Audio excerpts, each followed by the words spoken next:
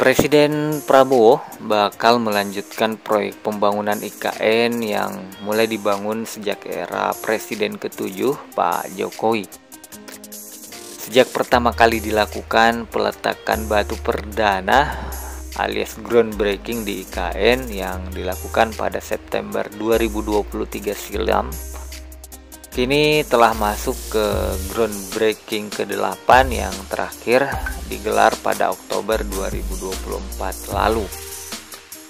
Adapun investasi asing yang masuk ke proyek senilai 466 triliun ini baru terjadi pada groundbreaking ke-8, di mana nilai yang ditanamkan mencapai 1,50 triliun yang didominasi oleh investor asing dengan nilai mencapai 1,15 triliun. Adapun investor asing tersebut seperti Cina itu melalui Delonic Bravo Investment. Investor ini bakal membangun kompleks komersial Delonic Nusantara seluas 24.200 meter dengan nilai mencapai 500 miliar.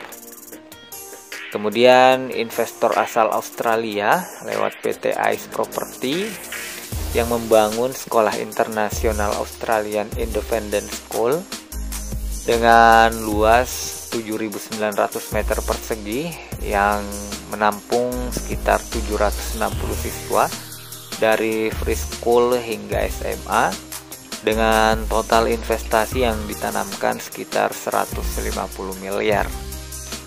Kemudian investor asal Rusia melalui Magnum Internasional yang membangun kawasan hunian terpadu Magnum Resort Nusantara dengan total nilai investor sekitar 500 miliar. Jadi sampai groundbreaking ke-7 nilai investasi itu sudah sekitar 56,83 triliun. Dan masuk groundbreaking ke-8 itu 1,5 triliun. Nah, totalnya itu sudah sekitar 58,4 triliun di luar dana Bank Indonesia dan PSSI, kata Pak Raja Juli Antoni. Kemudian ada lagi wacana groundbreaking ke-9 di akhir tahun ini. Itu dihimpun dari Kepala Otorita IKN Pak Basuki mengatakan pihaknya tengah mengusulkan rencana groundbreaking ke-9 itu kepada Pak Prabowo. Dan informasinya ada 5 investor yang siap menanamkan modalnya.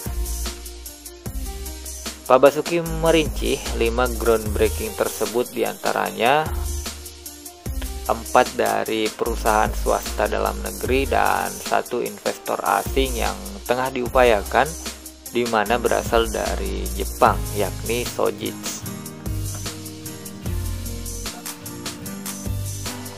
Dia menuturkan groundbreaking ke-9 tersebut rencananya akan menyasar sektor perkantoran, hotel, rumah makan hingga penghijauan.